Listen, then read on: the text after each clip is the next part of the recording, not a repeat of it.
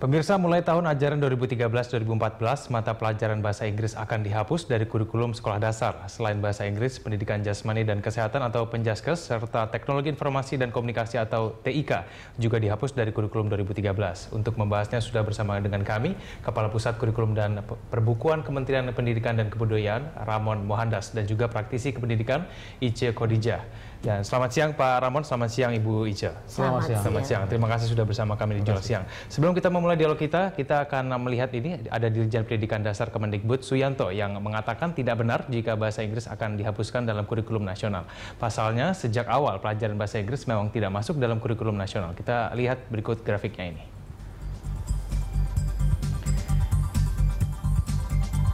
Ini adalah pernyataan dari Dirjen Pendidikan dan Kemendikbud yang menyatakan apa yang mau dihapus masuk ke kurikulum nasional saja tidak.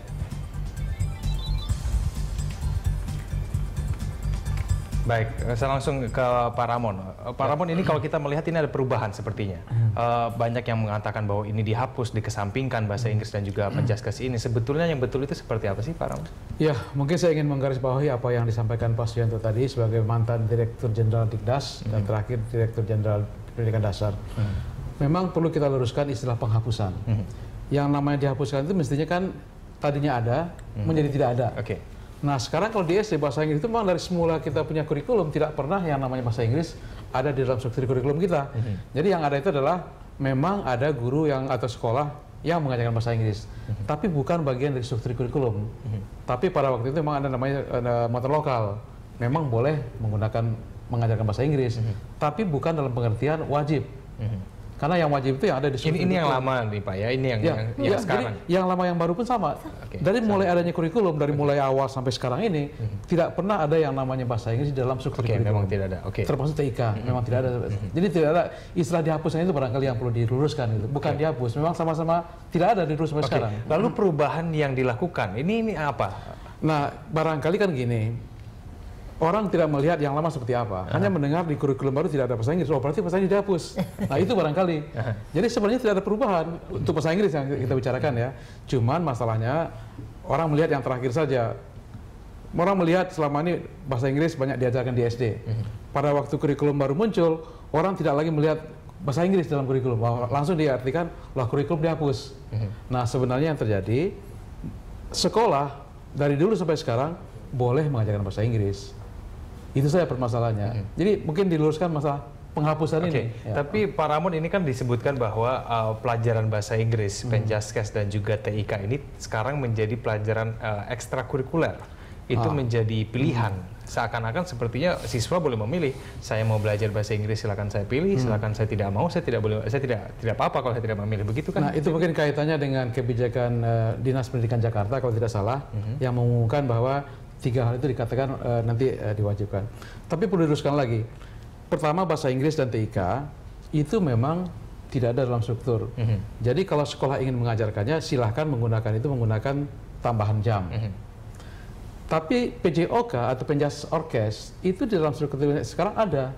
Artinya itu memang sesuatu yang harus diajarkan kepada siswa. Nah, jadi istilah penambahan ya silahkan kalau memang dirasa yang 2 mata pelajaran tadi ingin diajarkan, tapi harus menggunakan tambahan jam di luar dari struktur yang ada di kurikulum. Jadi tidak dilarang, tidak ada larangan. Tapi tidak wajib juga berarti ya? Bukan sebagai mata pelajaran yang wajib dilaksanakan. Karena kalau dicantumkan dalam struktur kurikulum, artinya semua sekolah di Indonesia yang menggunakan kurikulum kita itu harus mengajarkannya. Tapi kalau tidak tercantum, ya tidak harus. Baik. Saya ke Ibu Ice. Ibu Ice, Anda melihat ini kan ada perubahan sedikit ya. Mungkin tidak merubah muatan lokal atau seperti yang tadi disebutkan Pak Ramon. Tapi menurut Anda apakah ini ada efek kepada siswa yang nanti belajar bahasa Inggris? Jadi gini, kalau bahasa Inggris saya memang terlibat di kantornya Pak Ramon ini sejak tahun 2002 untuk penyusunan guidelines rujukan bagi sekolah-sekolah yang mau mengajarkan bahasa Inggris di sekolahnya sebagai muatan lokal. Jadi memang pada saat itu kita tekankan betul sejak tahun 94 ada kebijakan yang dituliskan di sana sekolah dasar boleh mengajarkan bahasa Inggris sebagai muatan lokal. Namun karena bahasa Inggris ini seksi, Sehingga sekolah-sekolah di kota-kota besar senang kalau menawarkan bahasa Inggris karena animo siswa yang akan masuk menjadi tinggi di sekolah negeri sekalipun, terutama orang tua. Jadi memang betul bahasa Inggris itu tidak pernah ada di dalam struktur kurikulum sebagai pelajaran wajib. Untuk sekolah negeri ya tentu saja. Kalau sekolah swasta yang memang punya kapasitas human resources yang cukup ya silakan saja. Tetapi untuk sekolah negeri memang tidak ada. Namun pada saat ada himbauan untuk tidak diajarkan, ini menjadi rancu seolah-olah yang sebelumnya atau pada kurikulum sebelumnya atau di tahun-tahun sebelumnya bahasa Inggris itu ada, padahal memang tidak. Jadi ini barangkali kita juga minta bantuan media untuk meluruskan ini. Memang posisinya jadi turun. Kalau tadinya muatan lokal dan muatan lokal itu cenderung lebih dianggap lebih kuat posisinya ketimbang ekstrakurikuler. Nah sekarang masuk di ekstrakurikuler. Kembali lagi tergantung sekolah akan menyikapinya.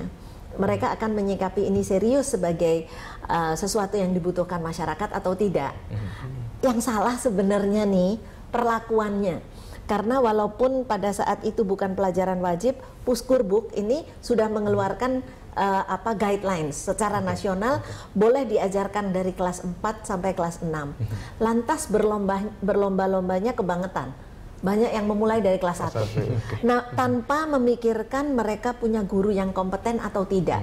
Tanpa memikirkan bisa memilih materi yang cocok buat anak-anak atau kemudian tidak. Beban terhadap siswanya juga semakin menjadi tinggi, besar ya, bukan karena ketentuan yang dikeluarkan oleh Puskur, tapi karena ketidaktahuan memaknai yang disebut mengajar di SD itu hanya untuk merangsang supaya seneng bahasa Inggris. Oke, baik. Kita lanjutkan nanti dialog kita di segmen berikutnya, Bu Ica dan juga Pak Ramon. Jurnalis yang akan segera kembali, pemirsa. Menurut Menteri Pendidikan dan Kebudayaan Muhammad Nuh, pendekatan yang digunakan pada kurikulum baru mengedepankan kreativitas, observasi, dan siswa diajak untuk berpikir, menganalisa, dan bertanya.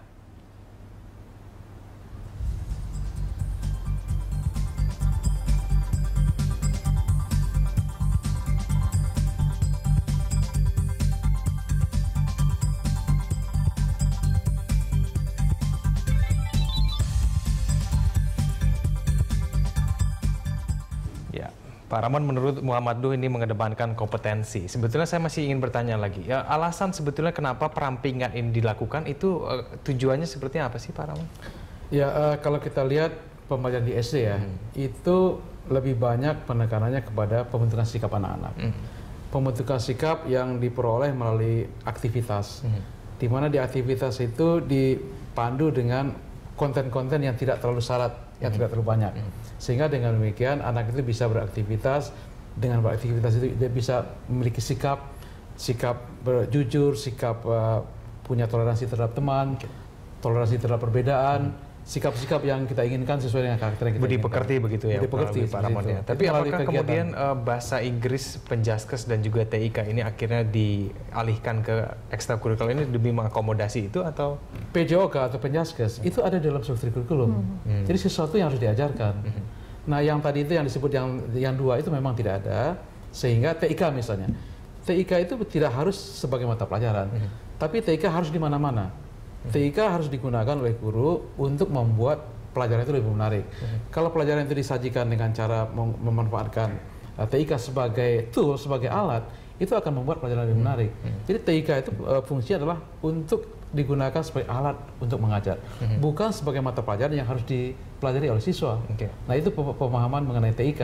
Oleh sebab itu, ini bukan ada di struktur juga nggak ada dari dulu. Jadi itu memang sesuatu yang silahkan menggunakan, tapi mestinya bukan diajarkan pada siswa, tapi dimanfaatkan sebagai alat mengajar agar pembelajaran itu lebih menarik. Itu baik.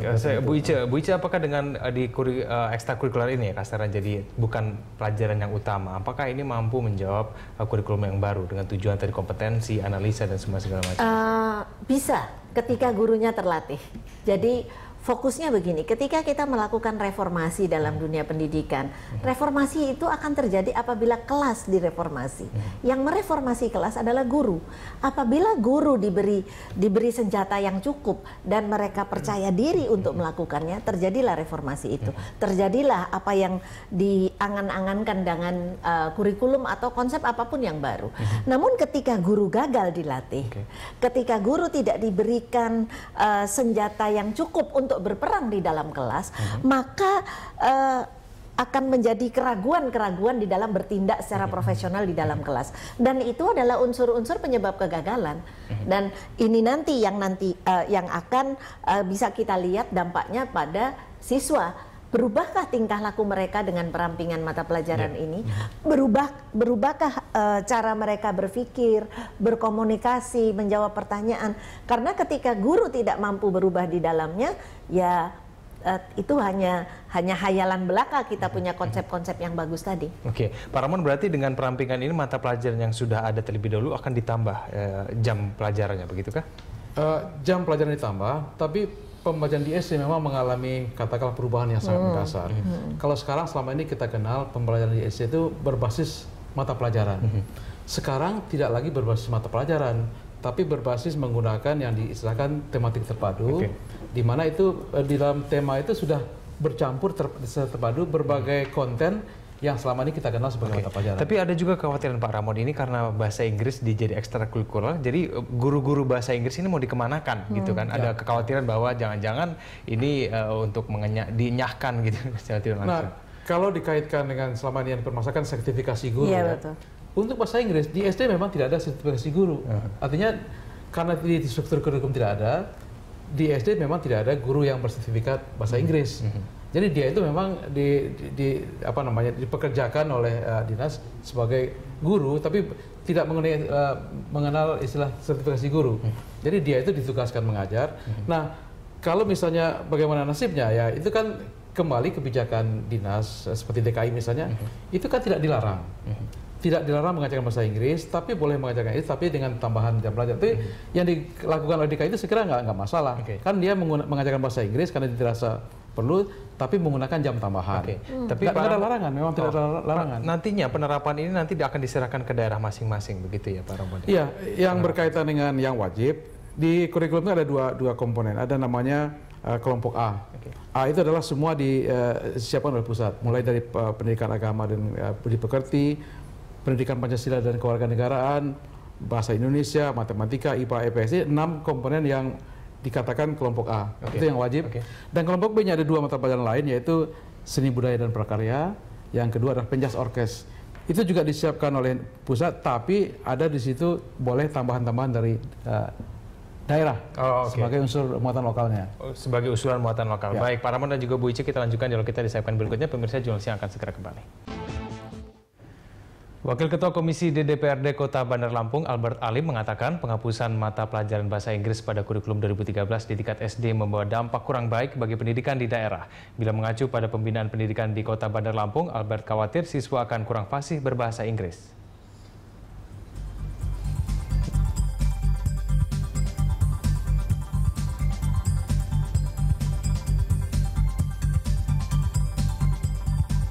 Ini adalah pernyataan dari Albert Alim, Wakil Ketua Komisi DPRD Kota Bandar Lampung, yang mengkhawatirkan apabila ini diberlakukan nanti bahasa Inggris tidak dapat dipelajari oleh siswa-siswa di SD tentunya.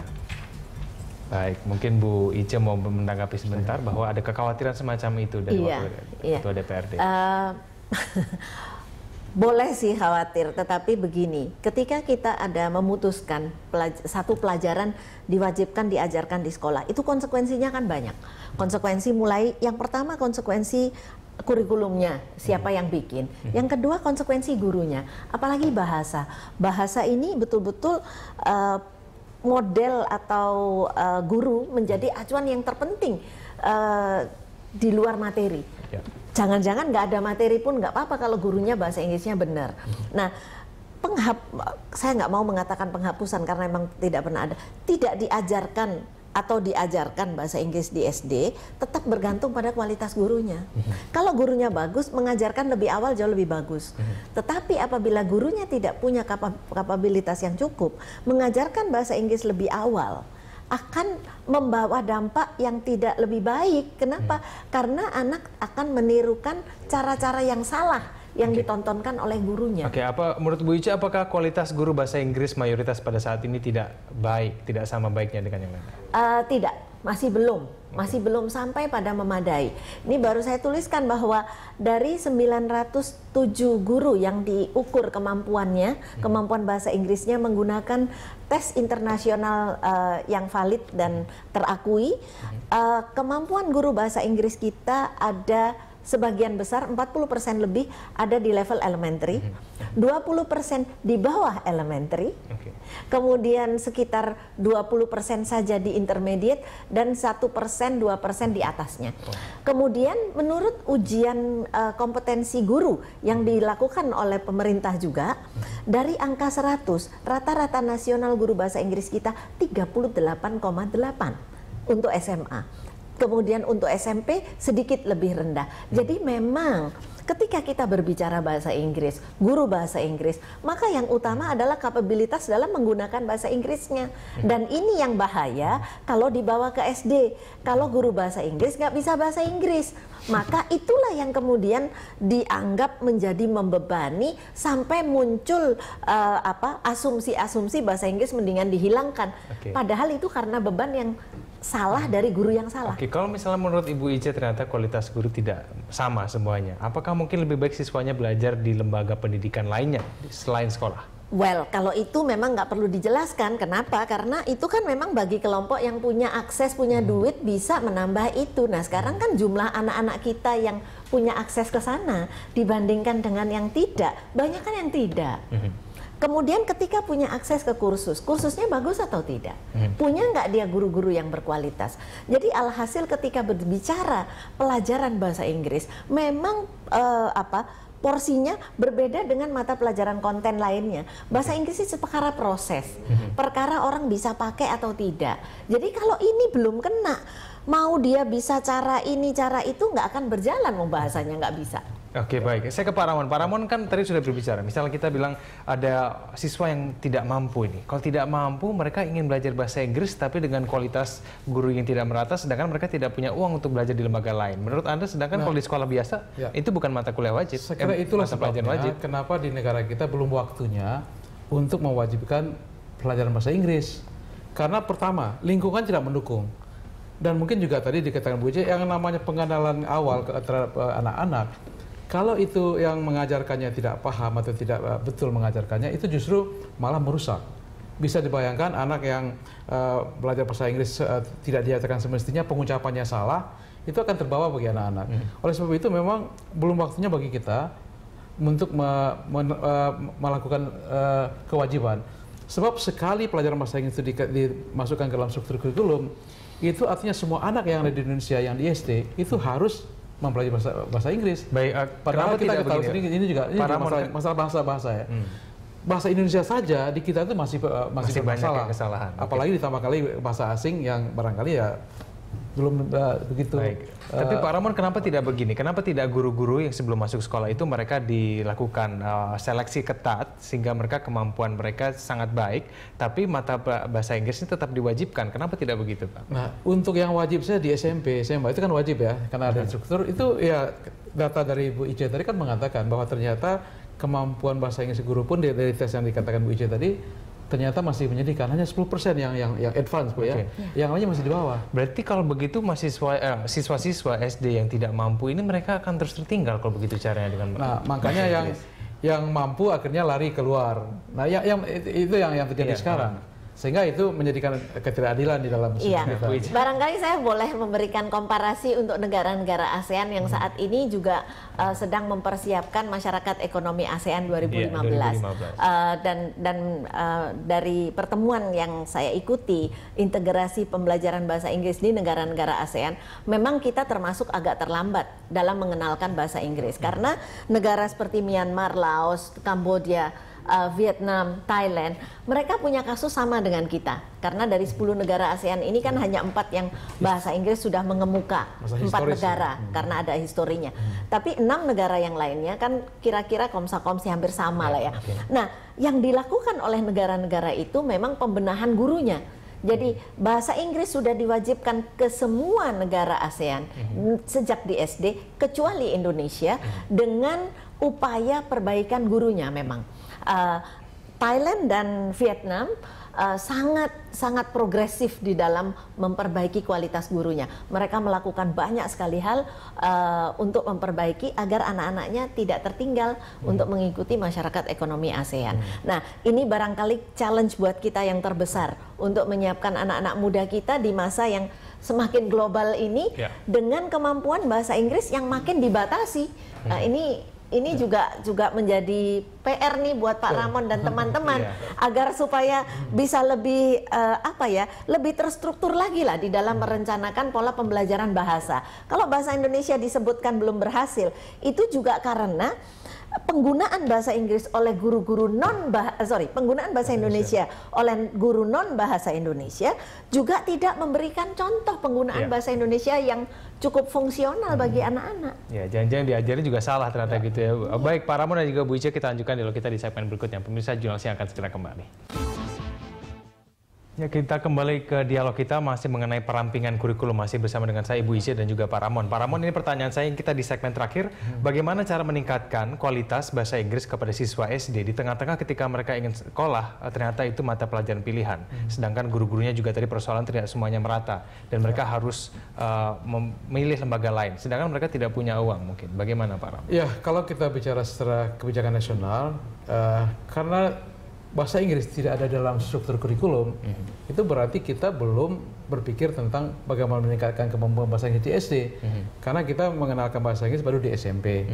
Tapi sebenarnya kalau pengajarannya itu sudah benar, guru mengajarnya sudah benar, dan tadi kemampuan gurunya bisa ditingkatkan, belajar di SMP pun sebenarnya bisa juga memadai. Karena tuh juga di situ diajar 3 tahun, di SMP ada lagi tambah lagi 3 tahun. Tapi permasalahannya kan di SMP tadi mungkin permasalahannya adalah kemampuan gurunya juga kurang. Apalagi di SD, di SMP saja kurang yang sudah ada di struktur. Nah, apalagi di SD yang tidak ada dalam struktur, di mana yang mengajar itu dikhawatirkan orang yang bukan bidangnya karena mungkin karena diharuskan mengajarkan bahasa Inggris, asal comot misalnya itu kan juga jadi masalah. Bukannya mengajarkan malah memperkeruh suasana gitu, karena tidak mengajarkan seperti yang seharusnya. Ibu Ica, bagaimana orang tua harus menyikapi mengenai kurikulum ini apabila mereka ingin mengajarkan bahasa Inggris sejak dini pada anak-anak mereka? Saya pikir gini, sekolah itu punya komite ya, punya komite sekolah yang bisa juga diajak bekerja sama bagaimana membuat ekstrakurikuler, karena memang ketentuannya dari pusat harus ekstrakurikuler, bagaimana ekstrakurikuler ini bisa menjadi ekstrakurikuler yang diminta untuk anak semua bisa mengikuti, dan kemudian biayanya juga bisa subsidi silang di antara orang tua yang ada. Toh biasanya bahasa Inggris juga cuma diberikan 1 minggu 70 menit. Kan sebetulnya itu juga it's not a big deal gitu ya. Namun ketika berita ini menjadi dihapuskan, kan masyarakat akhirnya ribut seolah-olah yang 70 menit itu akan hilang sama sekali. Sikap orang tua sebaiknya lebih proaktif dalam membuat adanya bahasa Inggris di sekolah, walaupun diwadahi lewat ekstrakurikuler saja. Karena kalau sudah ketentuan mau bilang apa lagi, mau dipertahankan di mana? Karena untuk DKI yang sudah menjadi muatan lokal tetap pun sekarang akan dikeluarkan dari muatan lokal tetap. Jadi saya pikir sih masih tetap bisa ada. Oke, kalaupun misalnya ternyata mau mengambil ekstrakurikuler tapi ternyata tenaga pengajarnya juga kurang, jadi bagaimana solusinya, Bu? Nah, ini yang sebenarnya banyak sekali organisasi-organisasi nirlaba swadaya masyarakat yang sebetulnya menyediakan bantuan untuk pelatihan-pelatihan itu. Hanya tidak setiap saat memang semua sekolah bisa serta-merta mengikuti untuk melatih gurunya. Dan ini juga tidak semua kampus mengajarkan bagaimana mengajar bahasa Inggris untuk anak SD. Jadi memang problematikanya masih dilematis sekali. Di satu sisi masyarakat ingin anak-anaknya belajar bahasa Inggris sejak usia dini, di sisi lain guru belum belum mendapatkan dukungan yang memadai untuk bisa mengajar anak-anak. Beda ngajar anak-anak sama mengajar orang dewasa. Ya, tadi Bu Ica juga menyampaikan kekhawatiran mengenai sertifikasi. Ini bagaimana Ibu? Iya, jadi gini, saya rasa saat ini ada kebingungan di antara teman-teman guru yang tersertifikasi di bawah mata pelajaran bahasa Inggris di SD. Karena ketentuan yang diberikan dari Kemendikbud bahwa sertifikasi itu kalau di SD tidak ada pelajaran bahasa Inggris. Namun pada saat pelaksanaan banyak guru yang tersertifikasi di bawah pelajaran bahasa Inggris. Nah, ini saya rasa pemerintah daerah harus bijaksana dalam menyikapinya. Kalau sudah terlanjur guru-guru itu tersertifikasi di bawah pelajaran bahasa Inggris, di bawah naungan pelajaran bahasa Inggris, maka harus tetap dipertahankan sertifikasinya. Jangan sampai kalaupun dia nanti mengajar bidang lain atau menjadi guru kelas, tidak jadi masalah. Tapi jangan sampai sertifikasinya dihapuskan. Ini kan mengecewakan sekali. Baik Bu Ica dan juga Pak Ramon, menarik sekali perbincangan kita. Namun kita harus menutup perbincangan kita pada siang hari ini. Terima kasih Pak Ramon telah bergabung bersama kami di Jurnal Siang. Terima kasih Bu Ica telah bergabung bersama kami. Semoga bermanfaat.